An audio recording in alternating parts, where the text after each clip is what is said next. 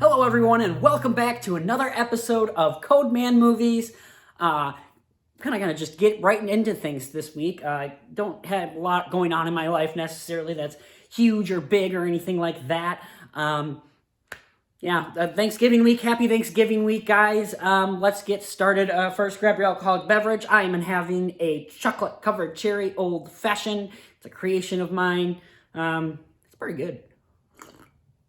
You ever want it, let me know. I will make it for you. So yeah, guys, let's just get right into everything. I have a lot I kind of want to talk about today. Don't want this to be too long of an episode for you. But yeah, we'll just get started with this first thing that we have up already here. It's The Assembled, the making of She-Hulk. I am one of those people, I love the behind-the-scenes stuff. I absolutely love seeing how a movie was made, how people are cast, all that fun stuff. And I've enjoyed these Marvel's Assembled things that they're doing. I like that they're giving us this hour-long documentary after each thing that comes out, essentially. And my biggest problem with all of these is it's not showing enough. It's showing more interviews of the cast and such like that, having a good time on set. But what I really want to see is the behind the scenes. These Marvel things are insane. I mean, just on the poster, you see wires and you see the boom mics and the camera cranes and this mocap suit kind of stuff. There's so much that goes on behind the scenes with making these things, and they really don't show much of that. Like, I want to see how some of this wire work works. I want to see how they do all this mocap, which they did a little bit with this, but just not enough. What I'm getting more of with these Assembled things are just interviews of the actors kind of having a good time on set and talking about how it is a good time on set.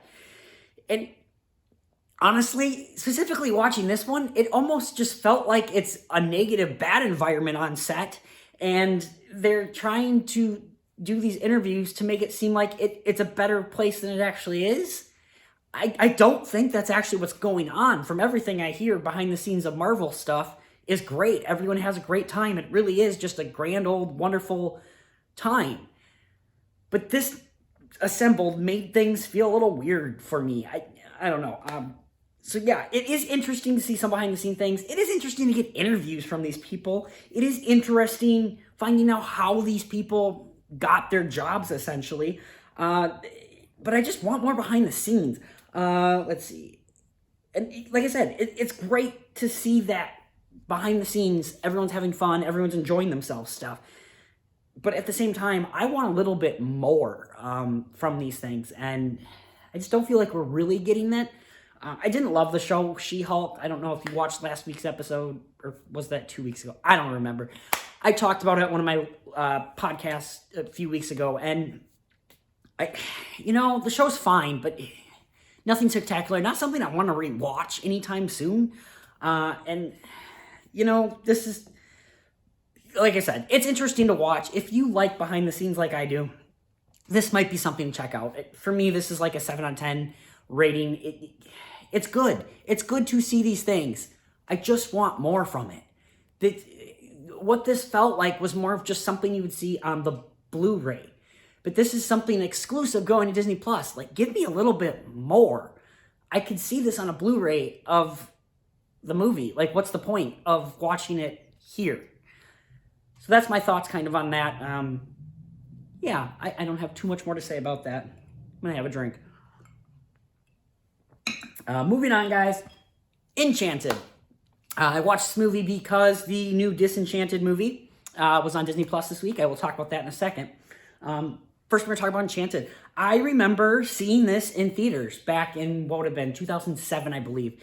And I remember not being excited. I remember being a grump that day, a teenager, because I did not want to see this stupid princess movie. I actually ended up, I came out of the theater and I was pleasantly surprised by this movie. I didn't love it. I know this movie is beloved by some people. I don't love it, but I just think it's better than it should have been, essentially.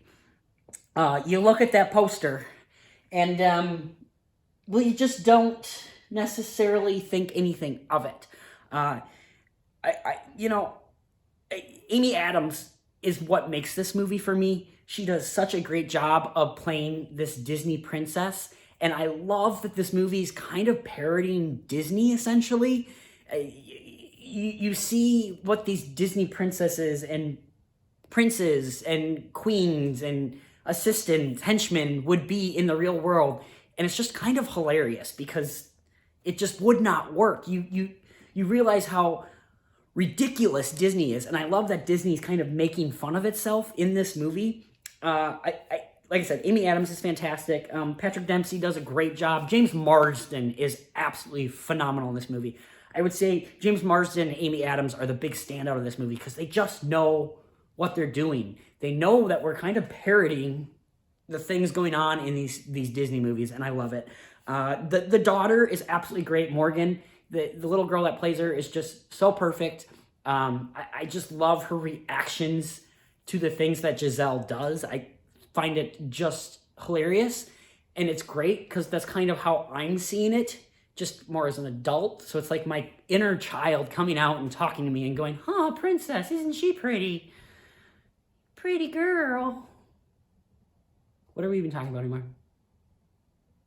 Enchanted. Anyways, guys, Morgan's absolutely great. Like I said, I love that this movie is just kind of a parody of Disney movies.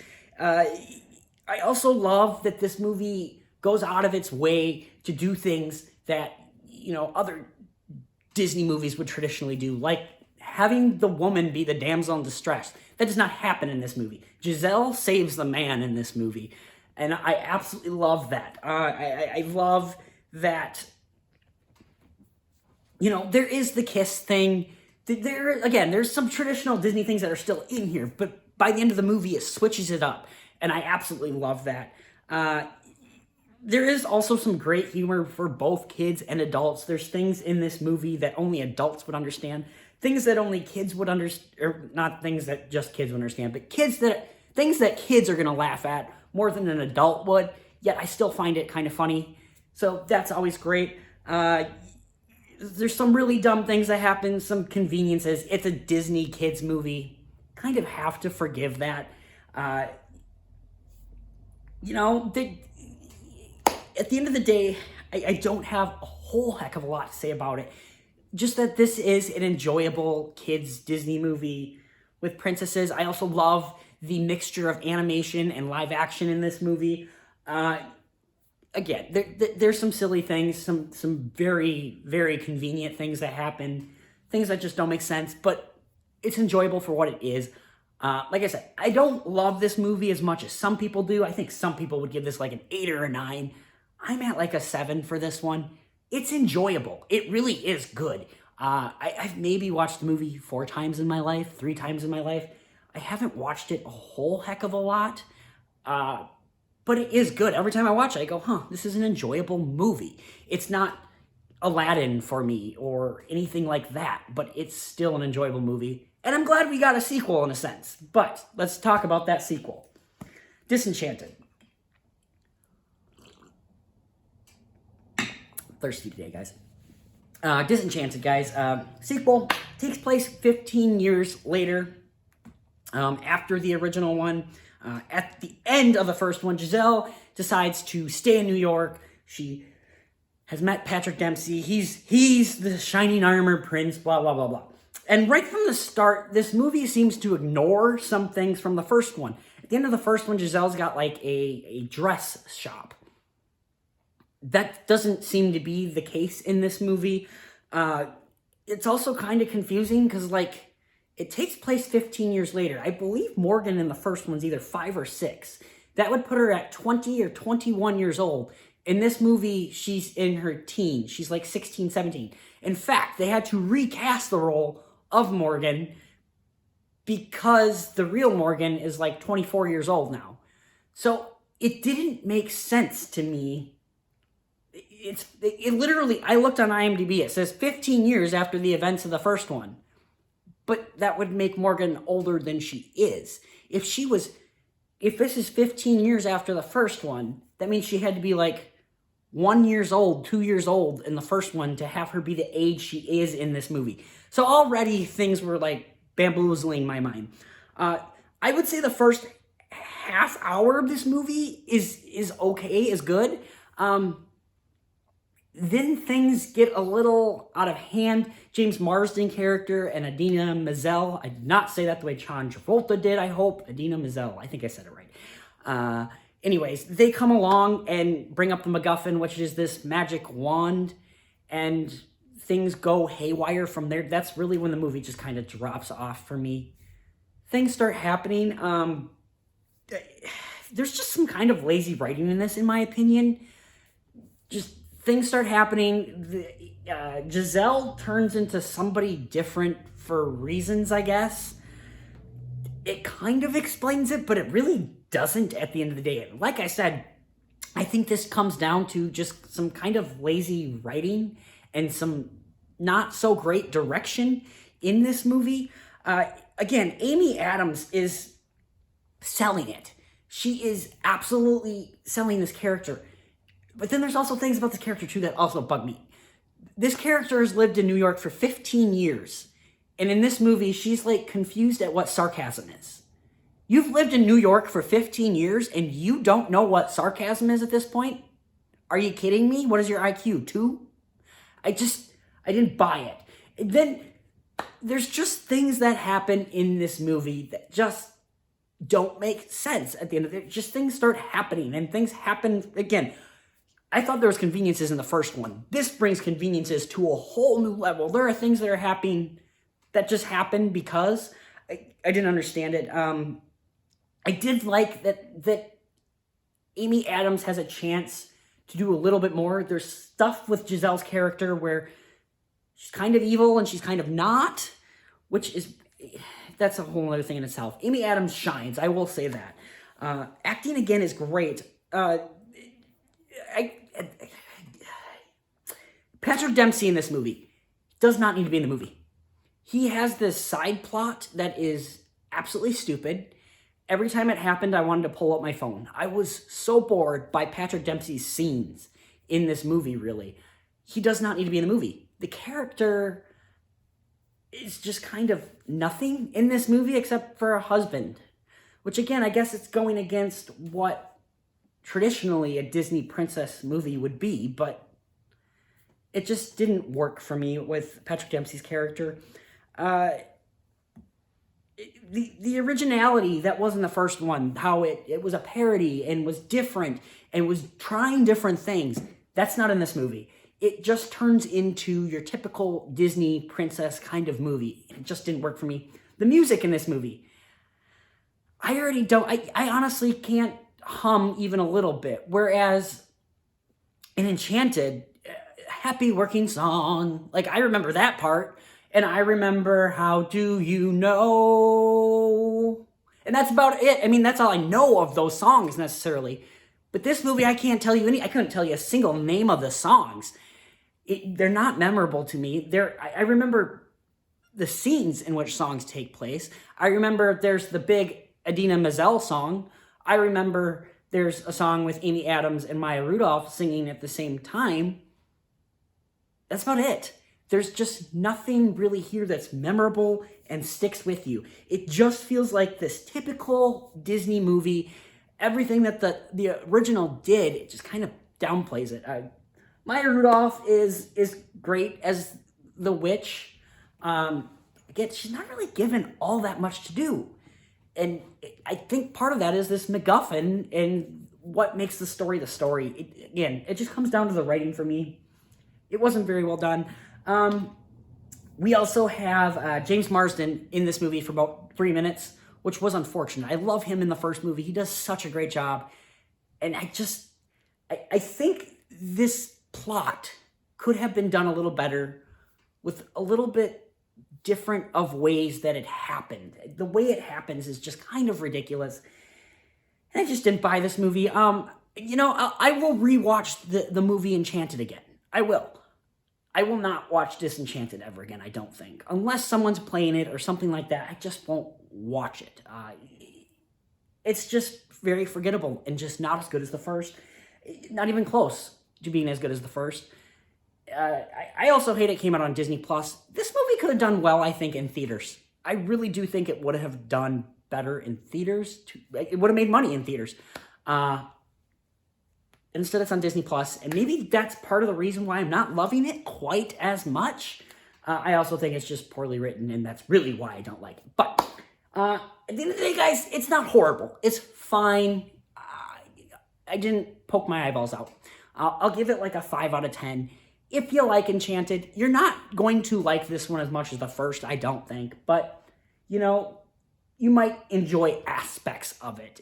Again, Amy Adams, once again, she does shine. She does a great job. And that's what I really like about the first one, I guess. So, well, that's not all I like, but you know what I mean. Moving on, I need another drink. Oh, you stupid computer. Guys, my computer's like 10 years old. It survived a motorcycle accident, the whole shebang. Now, before I even talk about this, guys, this morning, right before I started filming this, I was putting the pictures on my laptop so we could project it on the TV here. And I couldn't download a lot of posters. And it was driving me freaking bonkers. I was about ready to throw things. I was getting so angry. This poster is supposed to be the Disney Plus farewell final tour live from Dodger Stadium. Yeah, I couldn't get that for some reason. This is about all I could get. So it's not the correct poster, which I know is probably not a big deal to you guys, but it's a big deal to me. So, grr, ga, blah, blah, blah, blah, and I'm going to drink another drink. Good golly. But anyways, guys, let's talk about Elton John's final concert that was live streamed on Disney Plus. I did watch this live. I stayed up way too late watching this concert. And honestly, I don't know why. I honestly didn't even have Disney Plus. I literally got Disney Plus for another month basically to watch this. I mean, there's other things coming on Disney Plus that I do want to watch, so it wasn't a waste. But I specifically signed up for Disney Plus on Sunday to watch this. And I don't know what it was about it that made me need to see it live. Because I'm not that big of an Elton John fan. Going into it, I literally said, how many songs can I name off the top of my head sung by Elton John? I said Cold Heart, because I saw Dua Lipa and she played that song. Tiny Dancer.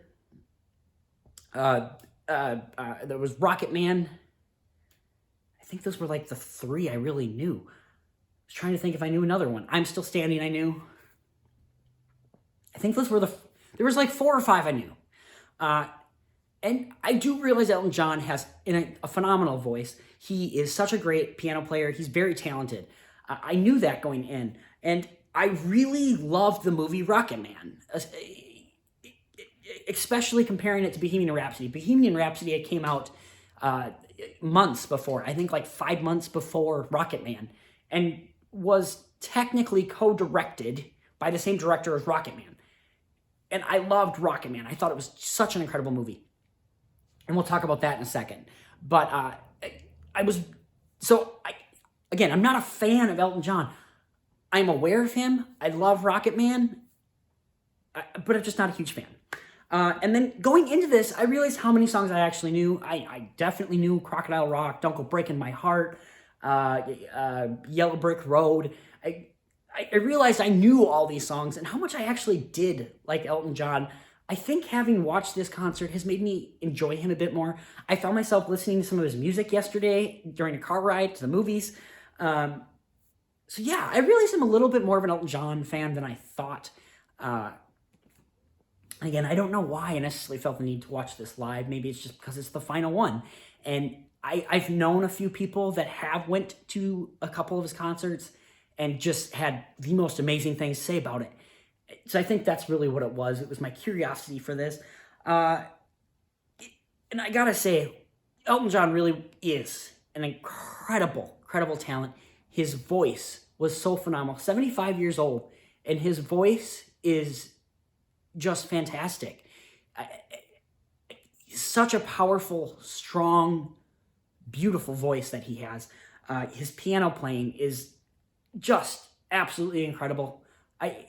Wow, the things that he was doing with his fingers, playing that piano, absolutely incredible while I was watching this. He does put on a good show. I could feel the excitement at Dodger Stadium. I could just feel how powerful and emotional of a night and a moment this was for the people there. 3 hours long he did this too. For 3 hours to be singing and playing the amount that he did, absolutely incredible, like just amazing.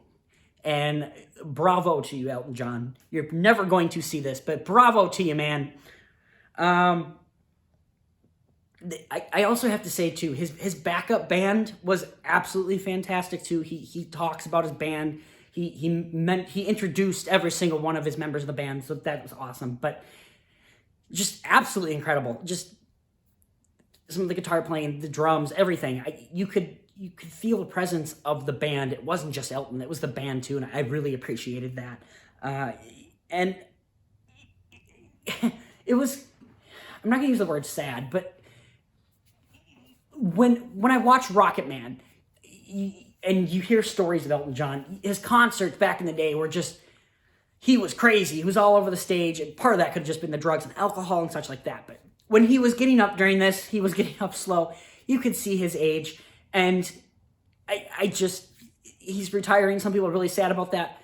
I'm not necessarily sad about that. For the love of God, go relax. He's walking around the stage with a waddle, and I already feel like I'm doing that. So for the love of God, Elton John, take a nap. Good golly, man. I would have absolutely loved to see you live, but take a nap. I'm happy he's retired. I'm happy he brought out his family to show this is the reason why I'm leaving, and he deserves it. He absolutely deserves it. Good golly, he deserves it. But it was absolutely wonderful. I absolutely love that this was something that was live streamed for everyone to experience. Those Elton John tickets, I'm sure, are not cheap. I don't want to know how much a front row seat to that show would cost. I'm guessing thousands. Don't want it. I could never afford that. I wish I could afford that, but not something I could afford. And so it's great for someone like me who will never be able to experience that. I would love to, but I don't think I ever will. So that's awesome that it's on a streaming service like this, and it is live, and that's awesome. At the end of the day, guys, Elton John just puts on a fantastic show. What a way to end your 40 plus years. I think it's more than that even, 50, 60. I mean, he's been going forever. What a way. What a way. Just an absolute legend. He is so awesome. So glad I stayed up late watching this. So glad I was tired on Monday. And just good for you, Elton John. Bravo. Happy retirement. Please do spend time with your family. Yeah, I could not believe how much I was enjoying this show and how much I was... I've been converted. I'm an Elton John fan. I'm going to probably be listening to his songs a lot more. Yeah, it's just such a phenomenal show. If you have not checked out this concert, check it out. It's on Disney+. It's 3 hours long, so be prepared for that. But such a good show. It really was. 9 out of 10. If I had been to this concert, I think this would be in my top 5 best concerts of all time. He just put on a show. He really did. And even though he barely got up from his piano, he really didn't get up from the piano much. Like I said, you could see his age every time he got up. But he still managed to put on this fantastic show from sitting at the piano. And I just absolutely loved it. Such a good thing to check out. Next up, guys, is Rocket Man. I said we'd talk about this. We're going to talk about this. So Bohemian Rhapsody came out in November, I believe, of 2018. And I went and saw it, and I went, it's fine. It then went on to get nominated at the 2019 Oscars. Got nominated for Best Picture. Rami Malek won for Best Actor. I believe Sound. A couple other things that got nominated for. And the sound is great. That's fine. All the technical awards, fine. Rami Malek winning, fine. I'm okay with that. This Best Picture thing, though, and it was in people's top 10s of 2018, and I don't understand it. I really don't. The thing I don't like about... The movie's not awful. It's not bad. But it's like a 6 or 7 out of 10. It's not Best Picture worthy. I don't feel that's the case. Again, film is subjective. There is no right, there is no wrong. Part of it, too, is Bryan Singer being a piece of crap. I don't, some of the behind-the-scenes stuff, it drives me nuts. It makes me immediately kind of just go. But there are other movies that have had behind-the-scenes issues, something like The Shining, for example, and I still love it. Bohemian Rhapsody, the thing I hate about it the most, I'm a fan of Freddie Mercury. He was such an interesting human being. I feel that if Freddie Mercury were alive and saw Bohemian Rhapsody, he would hate that movie. Nothing in that movie is really accurate. Maybe 10% of that movie is true. And most of that 10% is the last 30 minutes with the Live Aid concert. And I hate that. I just feel that Freddie Mercury alive, he would hate that movie. The remaining members of Queen have said, oh no, he would love this movie, blah, blah, blah. Bull Hefferdink. I think just, it's all a bunch of lies. This man went on stage and said, F you to your audience, to his audience, and they would shout F you back. This man was not living a PG-13 life. He lived an R-rated life. And when Elton John was approached about a movie of his life, they told him, PG-13 movie. He goes, no, I have not lived a PG-13 life. I have lived an R-rated life. Drugs, sex, alcoholic. I mean, has lived an R-rated life. He really has. It's kind of incredible that Disney Plus was streaming him, but he's gotten PG. He's gotten G over time.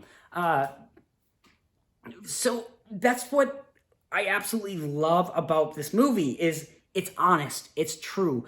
Elton John had a part in making this, and he wanted it to be truthful.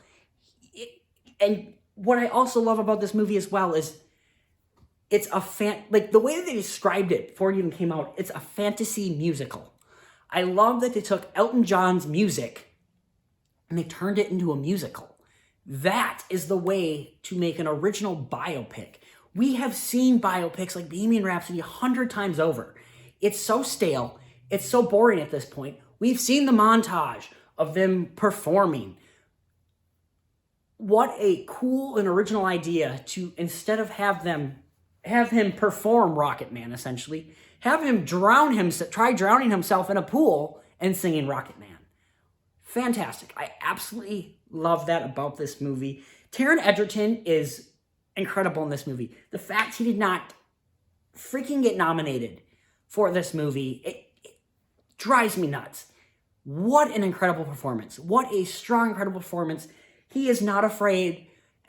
He does bold things in this movie, and it's absolutely incredible. His singing, he does all his own singing. It's absolutely fantastic. He's not trying to make the sound of Elton John necessarily. He's giving the role his own, and I love that about this movie. And I just feel he wasn't awful. I really do. And I just love the originality of this movie. I love how it's a musical. I love how it's a biopic. I love the fantasy elements of it. As I'm watching this movie, I feel like I am watching it through Elton John's eyes at the time he was going through these things, and just the high he must have been on of the success and the drugs and the alcohol and the sex addiction. I just think all of that, you're seeing it through his eyes, and I love that about this movie. And I know some people don't like that about this movie. I am on the complete opposite boat. I think it is so fantastic, so original. Do not like Bohemian Rhapsody. It's just, ugh. And honestly, this is probably, I've probably seen this movie over 10 times at this point. I very barely touched my phone during this movie. I think I answered a phone call, but I paused the movie. Like, it's just such a wonderful movie to watch. It's so fantastical. You're singing along with Elton John's songs. It's not a musical that you don't know the words to. It's just Elton John songs, and it works so beautifully, so well. All the technical aspects, the camera angles, the cinematography. I love the montage where he's playing piano, his outfit. You see some of the iconic costumes he's worn, and it's just spinning around. Like, it's so different to have a montage like that than just back and forth going from concert to concert. It did so much original things that not all movies that are biopics will do, and it drives me nuts. Some of the things that happen. I just absolutely loved everything about this. The direction in this movie is phenomenal. Cinematography, the acting, the technical aspects, everything so perfect in this movie. It just works so well, and it feels so Elton John-y. It feels so truthful to Elton John. I love that this movie is larger than life, just like Elton John is. Guys, this movie is so flippin' good, and this movie does not get enough credit. There are certain things in this movie that feel like it is kind of skipping over things. It's a 2-hour-long movie. It's a lifelong. It came out in 2019. Elton John was what, in his 70s by that point? He's in his 70s. So it covers 70 years of stuff. So there's a lot to put into a 2-hour-long movie. I think this movie could have been longer, honestly. I think a longer runtime would have worked great for this movie. A 2-hour, 15-minute maybe. 15 more minutes of showing just more of this iconic singer's life. I think it would have been good for the movie. But other than that, guys, this movie is such a good movie. I love this movie to death. The more I watch it, the more I think I love this movie. I really do. I'm going to give it a 9 out of 10. I really do think this is a movie to check out. If you have not checked this out, for the love of God, check it out. If you don't like musicals, you're not going to like this. If you don't want to see two men going at it, you're probably not going to want to watch this. But if you're open and, you're willing to try it out, I think this is such an incredible movie. Taron Egerton, just a masterpiece. Next up, guys, yesterday I went to the movies. It was $5 Tuesday. I went, heck, I got nothing better to do. Let's go see 3 movies. So I went and saw 3 movies. They had a triple feature. 8 hours in the theaters yesterday. So first movie I checked out was The Menu. I was really excited about this movie. I had seen a trailer. Don't watch the trailer for this movie. It's kind of spoiling too much. And just the poster alone, the cast alone just sells this movie for me. Freaking Voldemort with his hands together like that. I'm sold. I was sold just on the poster with this movie. And it is such an interesting movie. It is kind of hard to talk about in a sense, but basic plot of this movie is this man and his girlfriend, played by Nicholas Hoult and Anna Taylor-Joy. They go to this super fancy restaurant. It is like $12,000 for one, 4-course, 5-course meal, whatever it is. Like $12,000. And it's on this island, so you get a boat ride to the island, check out the island. Everything in this restaurant is made by Ray Fiennes' character and his chefs, and it is made to perfection. Every food item comes from the island. Cows raised there, goats are there, blah, blah, blah, blah, blah. Everything that you could want is there. And Nicholas Holt's character is a big foodie. He loves everything about food, knows everything about food. And Anna Taylor-Joy's character is just, a person. She doesn't care about any of this, but she's invited along, so she comes. And basically things get weird from there. I don't want to say too much about it, but it just goes crazy. And Ray Fiennes, who plays Voldemort in Harry Potter series, and there was plenty of moments in this movie where I went, wow, he's Voldemort. I couldn't separate it sometimes, but wow, is he so good. Anna Taylor-Joy, so flipping good in this movie. The acting is just so good in this movie. I absolutely loved it. This movie really does take place like in one day, essentially. You see them at the beginning, they're getting on the boat, they go to the island, things happen. Absolutely loved that about this movie. This movie had me guessing and misguessing the entire time. From the trailers, there's one specific scene that is shown I wish I wasn't shown that made me go, okay, so that's what's going to happen. And in the movie, that doesn't happen. It's just a game, essentially. And it's so interesting.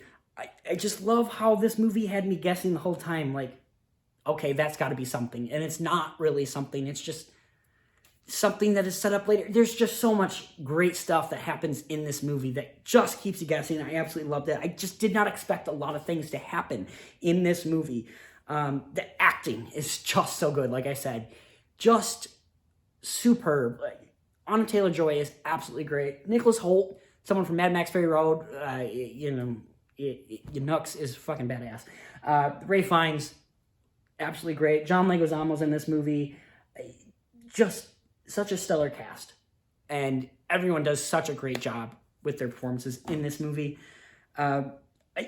Ray Fiennes, again, is the big person to talk about, though. There's scenes where he's, like, concerned, but he's also menacing and scary at the same time. Like, he is very terrifying in this movie. And The Conjuring, terrifying. Ray Fiennes does something similar. It's just to get everyone's attention. And it is, it's creepy.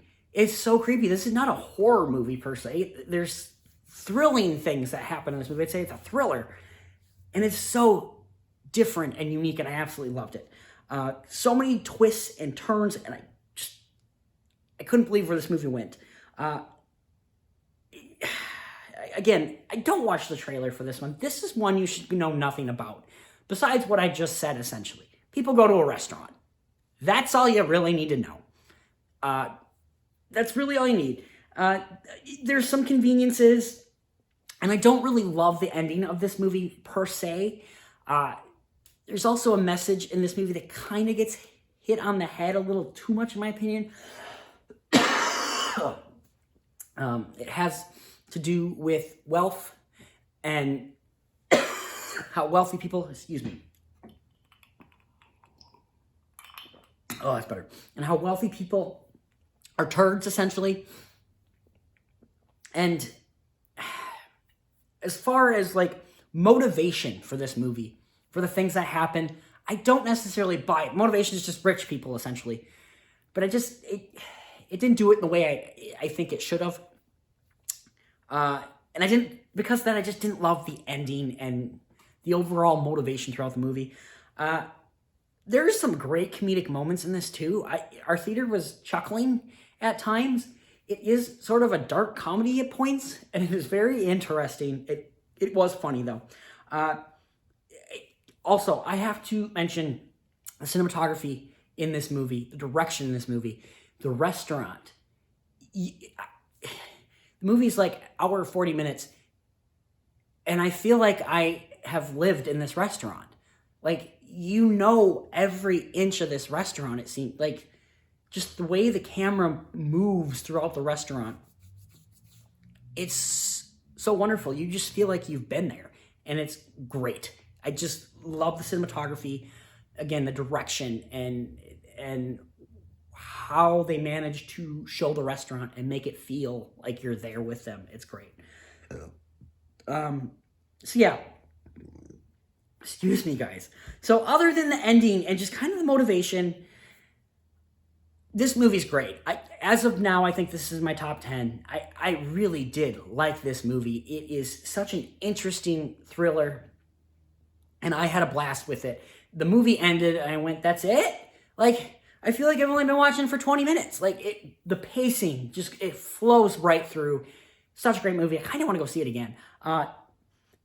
Besides the motivation, the ending, guys, a really good movie. I'm going to give it an 8 out of 10. It is superb. Absolutely go check this one out. Maybe go with a full stomach, though. There's a lot of food in this. And none of it was something I really wanted to eat, but still, it was food, and it looked good. Even though I don't like fish and crap. Yeah. Next up, guys, Strange World. I saw, I think, a trailer for this. Saw a poster for it. And I thought it was going to be just a typical Disney kids movie. Boy, was I wrong. This movie is incredible, guys. I love this movie. This movie was such a surprise for me, guys. I thought it looked interesting for sure, but nothing that was going to grabbed me the way it did. And wow, the animation in this movie is top notch. I wish I had seen this in 3D. They go to this strange world, and there's so much happening, and bright lights, and it's so incredible. It's like Avatar, but animated, and I think better, because Avatar is just blue crap, and it doesn't make any sense. I loved the world that they go into in this movie, and how things are explained in this movie. Just absolutely beautiful. It looks so incredible. It looks so amazing. Beautiful story in this movie about fathers and sons. And there's 3 generations of it. There's the dad, the son, and the grandson, essentially. And there's this dynamic that's absolutely perfect, and just the changing. The fact that just because there's 3 generations does not mean they have to all be the same people. We can love the things that we love, and it's okay. That's not a bad thing. It's good to have difference. It's good to have acceptance and all that stuff. And that's in this movie. Love that about this movie. This also, I just said acceptance. This movie is a great step forward in acceptance. There's a gay character in this movie. A couple gay characters, actually, in this movie. There is an interracial couple in this movie. There is just all of that kind of stuff in this movie, and no one says anything about it. It's just normal. It's just, there's nothing weird about it. There's no awkward silence. It's just, it's the normal, and that's the way it should be, in my opinion. In the town of Bloomer, where I live, that is not the case, which is why I want to get the hell out of this hick town. But rant from Cody. Again, you're going to get it every week, I guess. Yeah, there are things like that in this movie, and no one bats an eye about it, and no one should be batting an eye about it. Who cares? What a person loves and cares about is none of your business. As long as they're happy, as long as they're not hurting you, which, you know, like my father, for example, would say, gay people are hurting me. I see it. I see them kissing. That's gross. It's disgusting. I don't want to see that. But you can kiss people in public. That's okay. Why is that not gross? But that is. Because you don't like it? That pisses me off. Again, we're going down a rant about a kid's movie. So, I gotta get back on the train. Guys, just all the characters in this movie are really great. The father, the grandfather, the son, absolutely great. Side characters, guys. This dog, this Splat, he calls him, I think. They are such great characters. They don't talk. They just make noises. They are such great characters. I love this damn dog, and I love Splat. He's so freaking cool. I want a Splat. I want one. I want one, please, for my birthday. Christmas is coming up. Guys, get me a Splat for Christmas, please. Love these characters. They're such great minor characters, and they're just so colorful and full of life. Everything in this movie is so colorful, so great. Again, it's just a beautiful relationship between the father, the son, the grandfather, all that. Just beautifully, so beautifully done. Such an emotional, powerful film. And again, I love the acceptance. I love that. I love that. I just love it. I don't understand why this world has to be so negative and mean and evil and awful all the time. Just, you know what? This person has a different opinion than you. That's fine. It doesn't mean they're not a person. They just have a different opinion. Who cares? It's the reason why I love movies, guys. Film is subjective. There is no right, there is no wrong. Yes, Rotten Tomatoes might say a movie's at 30%. That does not mean I can't like that movie and love that movie. It's subjective. It's great. I love that about movies. And guess what, guys? We can have an argument. You can go in the comments right now and tell me that this movie is the biggest pile of crap you have ever seen. That's okay. As long as you have your reasons for it and can explain yourself, I can go, okay, that's awesome. I have my reasons for it. I think the cinematography is great. I think the color in it is great. I think the direction is great. I think the characters are great. If you don't like that, that's great. I just love that this movie kind of talks about that. I just love that. Guys, I really did like this movie. This movie is in my top 10 of the year for sure. I'm going to give this movie a 9 out of 10. There are things that are just kind of rushed and kind of happen very quickly. It's a kid's movie. By the way, there was kids in this movie. A few kids were talking during it. I could tell they're just the kids that don't, their mind wanders a lot. but most of the kids were quiet during this. They seemed to really be entertained with the movie and were enjoying the story. Same thing with Parent. I think everyone was really paying attention. It was a full theater too. We all were entertained by it. I love this movie. I absolutely love this movie. I cannot believe how much I love this movie, guys. 9 out of 10. It is nearly perfect for me. I love this movie so much. Such a great movie. Please go check out Strange World. This is the kind of movie we should see. Thank God it's not on Disney Plus. I would hate for this movie to have gone straight to Disney Plus. This movie is a movie to be seen in theaters. Please go see it in theaters.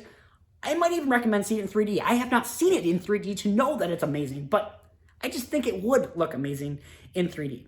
Now, I want to see where we're at on time here. Oh, okay. We're doing all right. Next up, guys, I want to talk Black Panther, Wakanda Forever, and I want to talk specifically spoilers for this movie. So if you've not seen Black Panther, Wakanda Forever, skip over this part. Come back when you have seen it, and if you don't care about spoilers, well, then I guess keep watching. But I'm going to start talking spoilers for Black Panther, Wakanda Forever, starting now. So first of all, I want to start with the beginning of the movie. I love how they handled the death of Chadwick Boseman and T'Challa in this movie. It's not seen. I love that Shuri is fighting for her brother's life, trying to figure out the even smallest chance of a possibility that she can save him. I love that she's not by his side. I find that Shuri would not be by his side. She would be running away, trying to figure out a solution to the problem. That I absolutely love that opening. That opening is perfect. And I love how heartbroken she is. From the first Black Panther, you can just, the relationship between her and her brother is so strong and so powerful. And I love that bond was so strong. And you see that in this opening scene. Angela Bassett from the opening is so great, so powerful, so strong. So many amazing scenes with Angela Bassett. The scene at the beginning where she's talking to all the countries, the scene where they're in Wakanda and talking about how she's lost all her family and how she's given everything to Wakanda. Love that. The opening Marvel credits where it is silent. We had basically a moment of silence for Chadwick Boseman. I think it was great to have that and show that. I know they did that, like if you watch the movie on Disney Plus, I think, or even just digitally now, I think that's similar to what they do with the opening Marvel credits as well. I love that they're doing that. You can tell when watching this movie how much everyone that ever worked with Chadwick Boseman adored him and felt he was such an amazing professional human being. And I love that from this movie. You really feel that. You feel his presence in a sense, even though he's really not in the movie because he's gone. Angela Bassett, going back to her as well, she could be nominated for an Oscar for this. I don't think she will, but it is an Oscar-worthy performance. She is so strong, so powerful in the scenes that she is in. Let's talk about Riri Williams. There are people saying she doesn't need to be in this movie, that she is just there to set up the Ironheart show. In a sense, I agree. However, she is important to the plot, I would say. She creates the machine that finds vibranium. So it is kind of essential. Is she my favorite part of the movie? No. But I think she is useful to the plot. Whereas someone like Ross and his ex-wife, what's her name? Julia Louis-Dreyfus's character. Valentina. They do not need to be in this movie. They really don't. Maybe have the one scene with Ross where he's telling them about Riri Williams. That scene maybe could be in the movie. Other than that, just take him and Valentina out. The movie could be like 15 minutes shorter, and I think it would have been better. Have the runtime be a little bit shorter. Pacing would have felt a little bit better instead of cutting back to Ross and Valentina. It just didn't work. That 100% just feels like set up for Thunderbolts and was just not necessary. That was something that I felt was just completely unnecessary to the movie. That is a go to the bathroom, check your phone kind of moment. Let's see, where am I at? Guys, I'm just trying to go in the order that the movie kind of happened. The action sequences. I think the action sequences are significantly better than the first movie. Some of the visual effects in that first movie are just not good, in my opinion. They are laughable. They are just bad. And I think this movie picked it up a notch. It did a lot better. The car chase sequence with the motorcycle, the car, and the suit, absolutely a great action sequence. So much fun. Scene on the bridge is great. The fight that they have, it shows just the power, the willingness, how strong how do you say it? Thamacon tribe is, I guess you could say. Just love that sequence. I really do. And then the action sequence as well, where they're on Wakanda and everything's being flooded. Namor, however the heck you say his name, because they say it about 6 different ways in the movie, when he comes and murders the queen, essentially. What a great action sequence. What a great scene. It also feels like the end of the movie at that point, which is weird because there's another hour to go. Again, I think that's the pacing with this movie. But as I was watching it again last night, I just realized that it feels like the end of the movie. It really feels like the final action sequence, and it's not. It's just kind of the mid-action sequence. But it's absolutely great. It looked great. I absolutely loved that sequence. Did anybody not think Shuri was going to be the Black Panther? I know I watched a review where they were saying they thought, what's her name? Okoye or Nakia would become Black Panther, which I think I would have preferred that. I would have loved for Nakia to become the Black Panther or Okoye to become the Black Panther, especially since halfway or within the first hour of the movie, I believe, she's stripped of her role. Like, what a redemption arc that would be if she is brought back as a Black Panther. Instead, she's that Midnight Angel, which we'll talk about that in a bit. So yeah, I knew Shuri was going to be the Black Panther. I wish it had been something different, honestly.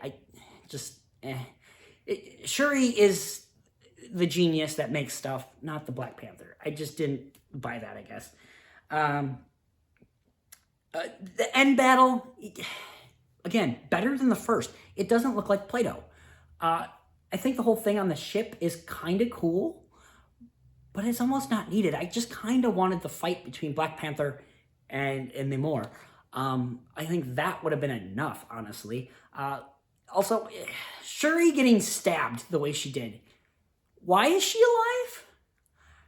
Not that I wanted her to die necessarily, but why is she alive? I mean, she got stabbed. And there is a similar stab wound, I guess you could say, in Avengers Infinity War. But it happens with Tony Stark. Thanos stabbing him with his own armor stuff. But Tony Stark puts on the gel stuff. That's a Band-Aid, I guess. I bought that just a teeny tiny bit more than I did her being stabbed through the freaking rock. The thing right through her. Yeah, that I didn't necessarily, but whatever. It's a Marvel movie. Also, her suit. As I was watching this last night, I realized in the first one, the suit absorbed like punches and stuff, and T'Challa could like use that energy and make his punch bigger. Does Shuri have that? Like, how come Shuri doesn't have that? I think I just said Siri, not Shuri. Does Shuri have that? I didn't really see it. She gets her butt kicked by Namor quite a bit at the end battle of this, and I just was like, why can't you use that absorbed energy and... Maybe she wasn't doing it so that he wouldn't get pushed out by the water. I don't know. It didn't line up for me in that sense. But it's fine. Again, better than Black Panther.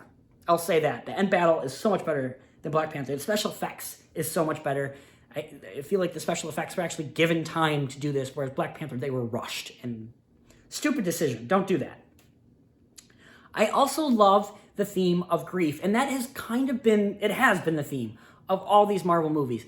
And something that I like that this movie did, that other movies like Thor, Love, and Thunder did not do, is they actually dealt with grief. It wasn't just grief and a joke to not make it sad anymore. Thor, Love, and Thunder would give this moment of grief and then immediately just do the slapstick joke, and the grief was wasted.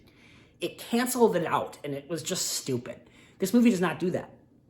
This movie does have moments of comedic moments, but it works. Okoye looking at the suit going, that thing is ugly.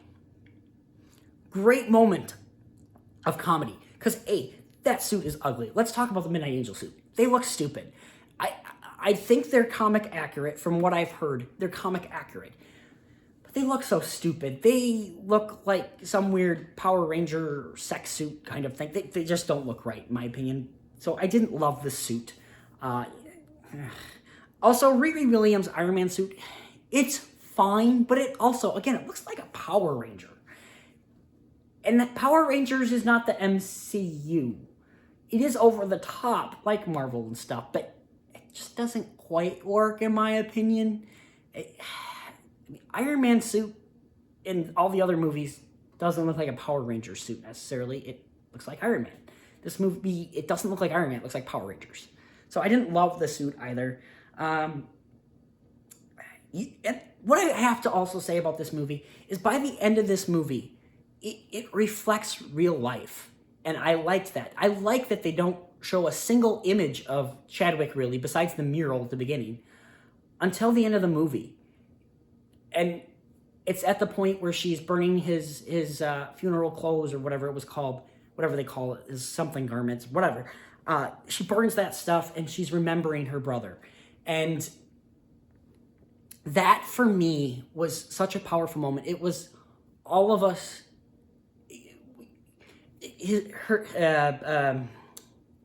Rwanda, at the beginning of the movie, talks about how burning these clothes is a sign that we are through the grieving process. We have moved on. We're moving forward. You get that by the end of this movie. Chadwick Boseman's death, while it's still very sad and awful, I've accepted it more now. I really have, for some reason.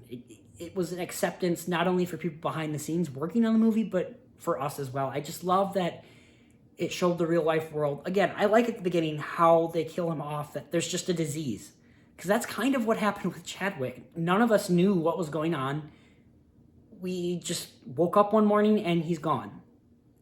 Cancer of some kind. And just insane. Just insane. Again, I congratulate, like I said last week, I just congratulate Ryan Coogler and everyone on the team for making this movie. From what I heard from interviews, Ryan Coogler wrote the script and gave it to Chadwick Boseman to read. From what it sounds like, I don't think he ever actually got to read it. He was too tired. I think it was like 2 weeks before he died, from what I heard. After he died, they didn't do that much rewriting, essentially. They switched out, obviously, like, you could tell that Chadwick would have been doing some of the Rwanda scenes, I think. Essentially, probably what would have happened, I think. From how I watched this, I was kind of putting T'Challa into some of these scenes, and I think it definitely would have been essentially the same movie. From what I heard, though, there wasn't much rewrites. They just not even rewrote, essentially. They added in a lot of stuff to add in the fact that T'Challa's gone. So the fact that they were able to do that, the fact that they were so, I wouldn't say easily, but how much they were able to adjust the movie was absolutely great.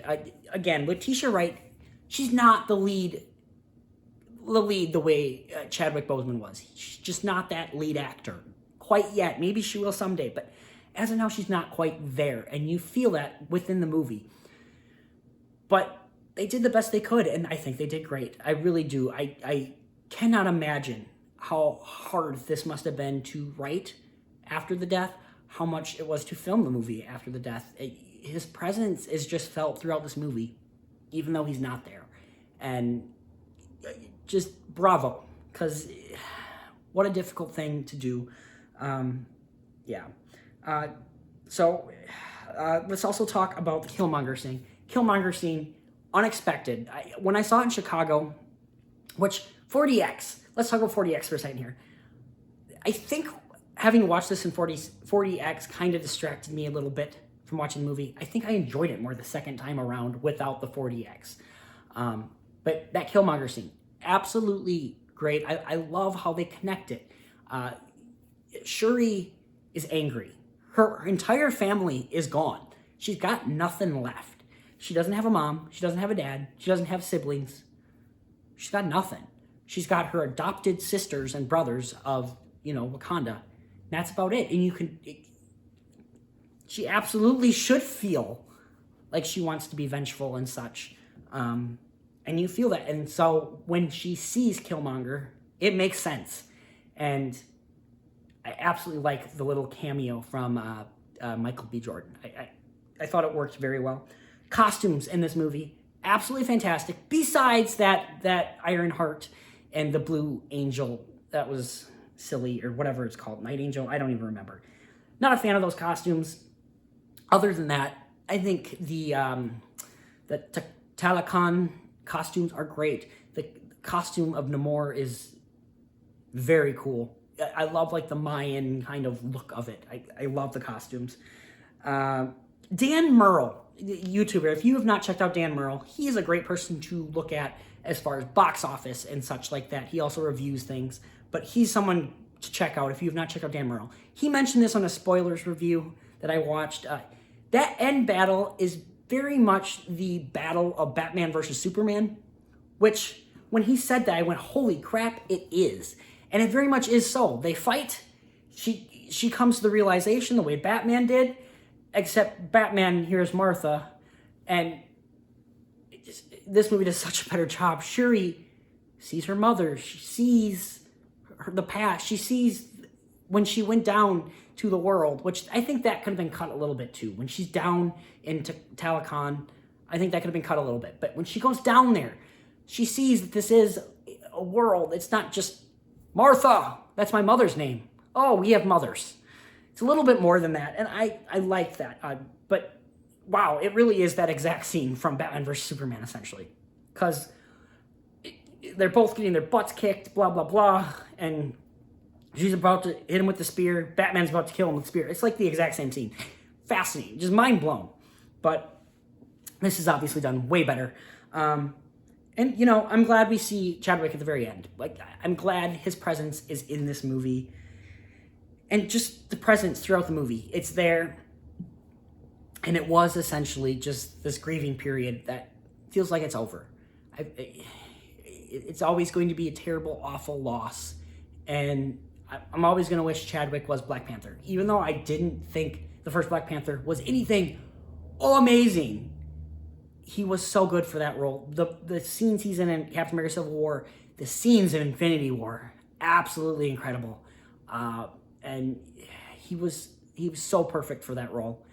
And it sucks he's gone. It really does. And that's what I really felt leaving the theater is, wow. Let's also talk about that end credit scene. First of all, the end credit scene just should have been part of the movie. I don't like its credit scene. I think there could have been something else. It felt weird because she's crying. She's remembering her brother. It turns to black. Credits go. And then the scene continues, and it was weird. But T'Challa had a son with, what's her name? Nakia. With Nakia, Lupita Nyong'o's character. And I love that it gave an excuse for why she wasn't in Infinity War and Endgame. I love that. I think it was scheduling reasons. Like, I think she was filming, like, Us and such like that. And I think that's why she wasn't in it. I'm not sure on that. But I think it was just other projects she had going on. But I love that we got an excuse for that. And I think it's a good excuse. And it also just shows that T'Challa lives on. And I think that's great. Again, what I felt throughout the entire movie is just R.I.P. Chadwick, R.I.P. T'Challa. You're not forgotten. Your presence goes on forever. You're here with us forever. And I like that we now have this. I know not everyone's liking that. I absolutely love it. I think it's such a great thing to have on screen in the universe. I love that T'Challa will live on. I'm excited for what the future holds with Black Panther. So I really do enjoy this movie, guys.